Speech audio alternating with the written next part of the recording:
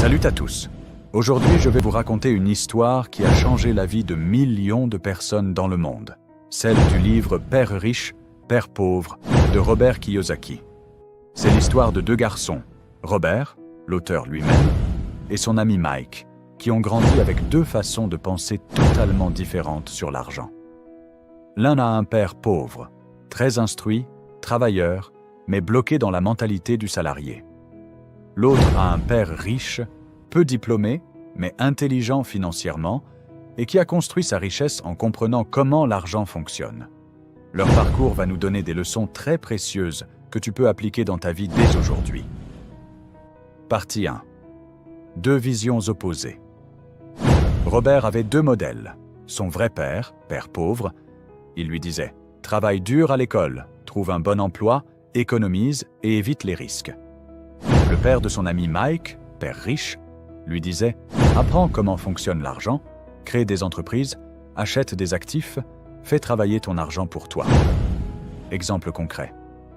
Quand Robert demandait à son père pauvre comment devenir riche, il disait « Va à l'école, passe ton diplôme, trouve un travail sûr. » Mais quand il posait la même question au père riche, celui-ci répondait « L'école t'apprend à être employé, pas propriétaire.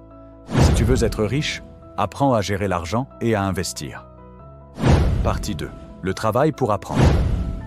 Le père pauvre disait « Trouve un emploi bien payé. » Le père riche disait « Ne travaille pas seulement pour de l'argent, travaille pour apprendre. » Exemple. Quand Robert était jeune, le père riche lui a fait travailler gratuitement dans une petite épicerie. Robert était en colère. Pourquoi travailler sans salaire? Et le père riche lui a expliqué « Si tu travailles juste pour un salaire, tu ne verras jamais les opportunités autour de toi. Apprends à regarder, à réfléchir, à trouver des solutions. » Leçon. Le plus important n'est pas combien tu gagnes, mais ce que tu apprends en travaillant. Partie 3. Actif versus passif. C'est la plus grande leçon du livre. Un actif, c'est quelque chose qui met de l'argent dans ta poche. Exemple, un appartement que tu loues, une entreprise qui génère un revenu, des actions qui te donnent des dividendes. Un passif, c'est quelque chose qui sort de l'argent de ta poche. Exemple, une voiture neuve avec crédit, une grande maison que tu paies chaque mois sans qu'elle rapporte. Exemple concret, Mike achète une petite maison pour la louer. Chaque mois, le loyer lui rapporte plus que les charges. C'est un actif. Robert, influencé par son père pauvre, aurait voulu acheter une belle maison pour y vivre. Ça coûte, ça ne rapporte rien. C'est un passif. Le père riche disait « Les pauvres achètent des passifs qu'ils croient être des actifs. Les riches achètent des actifs qui rapportent. » Partie 4. La peur et la sécurité. Pourquoi la majorité des gens restent pauvres ou de classe moyenne? Parce qu'ils ont peur. Peur de perdre leur emploi, peur de manquer d'argent, peur de prendre des risques. Le père pauvre disait « Sois prudent, évite les dettes, reste dans ton travail. » Le père riche disait « Apprends à gérer le risque. Ce n'est pas le risque qui est dangereux, c'est ton ignorance. » Exemple concret. Beaucoup de gens gardent leur argent à la banque par sécurité, mais l'inflation le fait perdre de la valeur. Un riche, lui, va investir dans l'immobilier, dans une entreprise ou en bourse. Oui, il y a un risque, mais il apprend à le maîtriser. Partie 5. L'école versus l'éducation financière. Le père pauvre disait « L'école est la clé du succès. » Et c'est vrai, mais seulement jusqu'à un certain point. Le père riche disait « L'école ne t'apprend pas comment fonctionne l'argent. Elle t'apprend à travailler pour l'argent, pas à le faire travailler pour toi. » Exemple concret. On apprend les maths, la littérature, l'histoire, mais on n'apprend jamais à faire un budget, investir ou comprendre les impôts. Résultat. Beaucoup de diplômés sont perdus financièrement. Partie 6. L'argent doit travailler pour toi. Les pauvres et la classe moyenne travaillent pour de l'argent. Les riches font travailler l'argent pour eux. Exemple concret, un salarié met 30 ans à épargner pour sa retraite. Un entrepreneur investit dans un immeuble qui, chaque mois, lui rapporte un revenu passif. Après 10 ans, il est déjà libre financièrement. La clé, c'est de bâtir un portefeuille d'actifs, immobilier, business, actions, idées, brevets. Conclusion. Alors, Qu'est-ce qu'on retient de Père riche, Père pauvre? 1. Ne travaille pas seulement pour de l'argent, travaille pour apprendre. 2. Achète des actifs, évite les passifs inutiles. 3e. Ne laisse pas la peur guider ta vie financière. 4e. L'école est importante, mais l'éducation financière est indispensable. 5. L'argent doit travailler pour toi. Napoléon Hill disait « La richesse commence par un état d'esprit, avec un but précis et peu d'excuses. » Aujourd'hui, on va décoder ça ensemble. T'as déjà eu cette impression que, peu importe à quel point tu travailles, t'arrives jamais à t'en sortir? Tu vois des gens autour de toi vivre mieux, investir, voyager, pendant que toi, t'as l'impression de tourner en rond? Tu te dis peut-être, c'est la faute du système, j'ai pas eu de chance, je suis pas né dans la bonne famille. Mais laisse-moi te dire un truc brutal, ce n'est pas ta situation qui te bloque, c'est ta mentalité. Et si tu restes jusqu'à la fin, tu vas comprendre pourquoi les riches deviennent plus riches et pourquoi les pauvres restent coincés dans le même cycle. Un matin, tu te lèves, ton téléphone vibre, notification du compte bancaire. Le salaire est tombé. Et là, sans même t'en rendre compte, tu ouvres tes applis. Un peu de shopping en ligne, un resto ce week-end, un nouvel abonnement, une paire de baskets que tu as vues sur TikTok. 3 jours plus tard, ton compte est presque vide. Tu te dis, c'est pas grave, le mois prochain je ferai attention. Mais le mois prochain, tu refais la même chose. Pendant ce temps, quelqu'un d'autre, peut-être dans la même ville que toi, gagne le même salaire. Mais lui, il prend ce même argent et en met une partie de côté. Il ne la dépense pas, il l'investit. Pas forcément dans la bourse ou dans l'immobilier, non. Parfois juste dans un livre, une formation, une idée. Et petit à petit, ce qu'il apprend lui permet de gagner plus, pendant que toi, tu continues à courir derrière ton salaire. Et c'est là qu'on comprend la première grande différence entre un pauvre et un riche. La vision de l'argent. Un pauvre voit l'argent comme une fin, un moyen de consommer, d'acheter du plaisir immédiat, de combler un vide. Il reçoit 100 €, il pense « qu'est-ce que je peux m'offrir ?» Un riche, lui, reçoit 100 € et se demande « comment je peux transformer ces 100 € en 200 €? » Regarde autour de toi. Combien de gens dépensent tout leur salaire dans les vêtements, les téléphones, les sorties, et se plaignent d'être fauchés le 15 du mois? Tu vas perdre ton argent. Et combien d'entre eux ont mis ne serait-ce que 10% de côté pour investir ou apprendre une compétence? C'est cette vision qui crée 2 mondes parallèles. L'un cherche le plaisir immédiat, l'autre construit la liberté sur le long terme. Warren Buffett l'a dit de manière brillante. Si tu ne trouves pas un moyen de gagner de l'argent pendant que tu dors, tu travailleras jusqu'à ta mort. Et c'est exactement ça. Le riche voit l'argent comme un outil, pas comme un but. C'est une arme pour créer la liberté, pas un jouet à gaspiller. La différence ne se voit pas tout de suite. Mais dans 5, 10 ou 20 ans, elle fait toute la différence entre quelqu'un qui subit la vie et quelqu'un qui la contrôle. Imagine 2 amis d'enfance.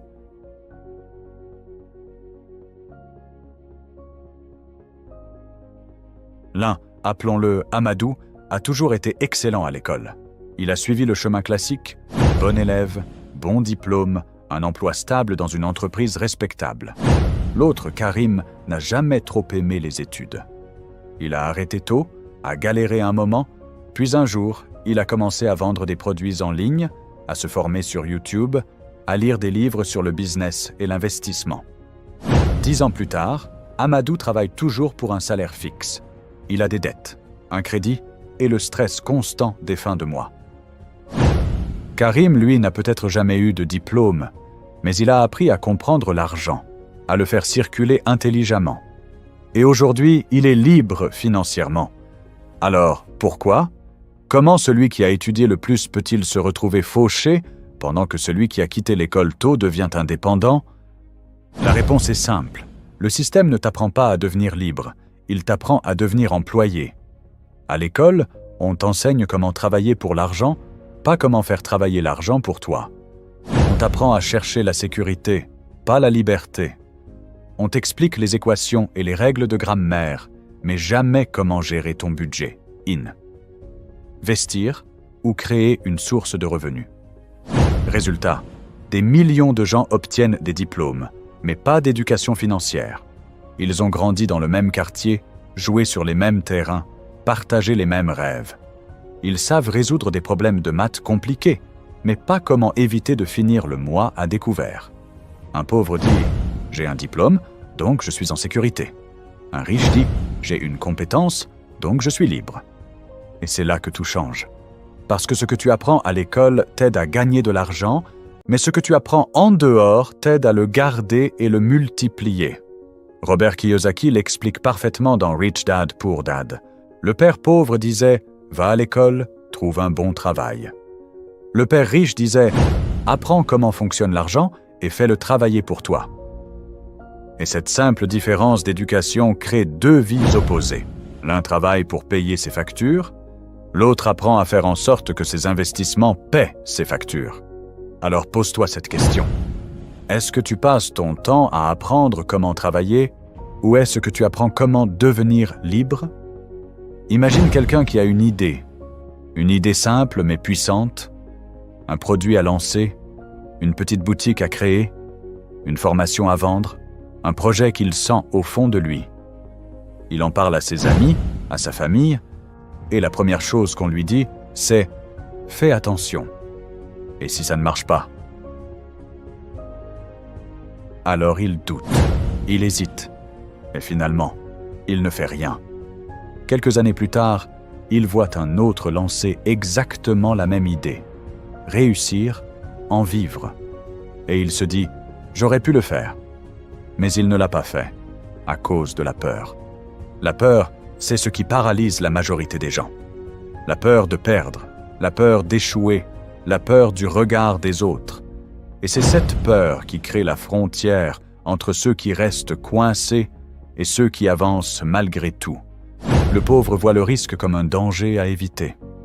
Le riche voit le risque comme une opportunité à comprendre.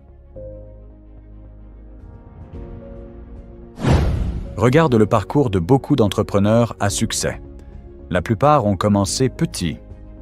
Ils ont échoué, recommencé, appris, perdu, puis gagné. Mais ils ont osé. Parce qu'ils savent une chose, le vrai risque ce n'est pas d'essayer et de perdre, c'est de ne jamais essayer du tout. Warren Buffett dit souvent, le risque vient de ne pas savoir ce que l'on fait. Autrement dit, la peur n'est pas le problème. Le manque de connaissances l'est. Un pauvre dit « je ne veux pas risquer de tout perdre ». Un riche dit « comment puis-je apprendre à maîtriser le risque ?» Le pauvre s'arrête au danger, le riche s'arrête à la stratégie. Pense à Steve Jobs, à Elon Musk ou même à ton voisin qui a ouvert un petit business. Tous ont eu peur. Mais la différence, c'est qu'ils ont agi malgré la peur. Et si aujourd'hui tu ressens cette peur, c'est bon signe. Ça veut dire que tu es en train de sortir de ta zone de confort. C'est exactement là que commence la croissance. Jeff Bezos l'a dit un jour, « Je savais que si j'échouais, je ne le regretterais pas.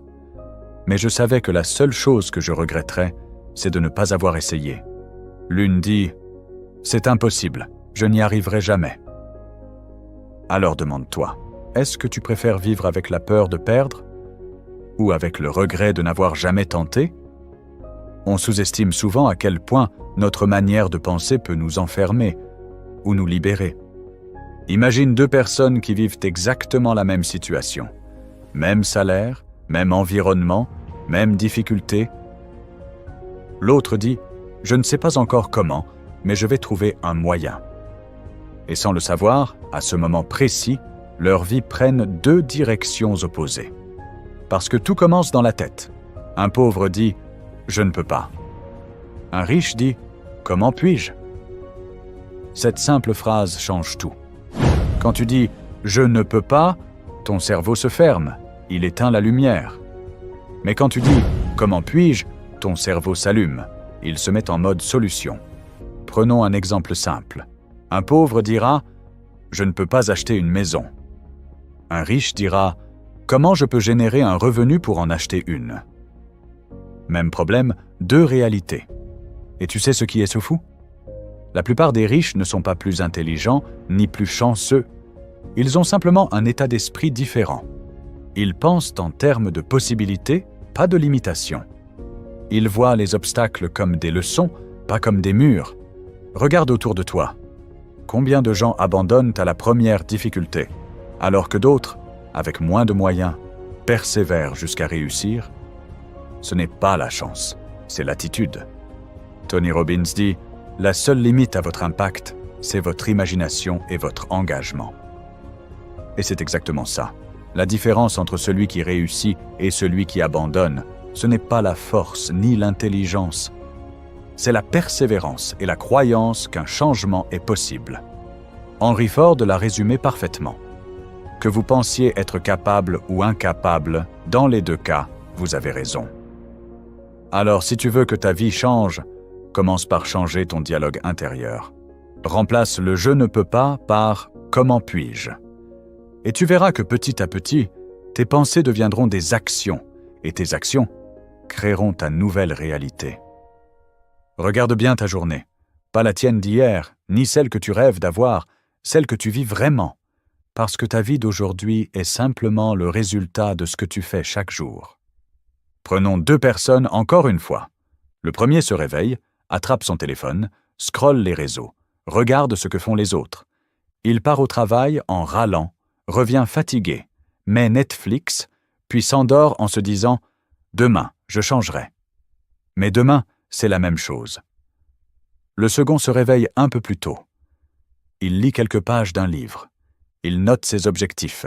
Il écoute une vidéo inspirante ou apprend une nouvelle compétence. Et jour après jour, ces petites actions s'accumulent. 1 an plus tard, sa vie a changé. Tu vois, la différence entre ces 2 personnes n'est pas visible tout de suite. Mais au fil du temps, les habitudes construisent ou détruisent ta destinée. James Clear, l'auteur de Atomic Habits, dit « Tu n'atteins pas ton niveau d'objectif, tu tombes à ton niveau de système. » Autrement dit, ce ne sont pas les grandes décisions qui te transforment, mais les petites actions répétées chaque jour. Un pauvre vit au rythme de ses émotions, un riche vit au rythme de sa discipline. Le pauvre dit « Je n'ai pas le temps de lire ». Le riche crée le temps, même 10 minutes par jour. Le pauvre dit « Je suis trop fatigué pour apprendre ». Le riche se dit « Je suis fatigué, mais si je ne me forme pas, je resterai fatigué toute ma vie ». C'est aussi simple et aussi brutal que ça. Les riches n'ont pas plus d'heures dans une journée. Ils utilisent simplement leurs heures avec plus d'intention. Jim Rohn le disait parfaitement. Le succès n'est rien d'autre que quelques disciplines simples pratiquées chaque jour. Et c'est la vérité. Tu n'as pas besoin de tout changer d'un coup. Tu as juste besoin de commencer petit. Lire 10 pages, économiser 5 €, faire un pas de plus que la veille. Parce que ces petits gestes, répétés chaque jour, deviennent une force invisible. Et un jour, tu regarderas en arrière et tu te rendras compte que ce ne sont pas les grands moments qui ont changé ta vie, mais les petites décisions que tu as prises quand personne ne te regardait. Conclusion, le choix. Alors maintenant, pose-toi une vraie question. Est-ce que tu veux continuer à vivre comme aujourd'hui, à te plaindre du système, des autres, de ta situation? Ou est-ce que tu veux commencer à devenir la version riche de toi-même? Rappelle-toi, ce n'est pas l'argent qui fait la richesse. C'est ta vision, ton éducation, ton courage et ton état d'esprit. Si tu changes ta mentalité, ton compte en banque finira par suivre. Parce que la richesse ne commence pas dans tes poches, elle commence dans ta tête.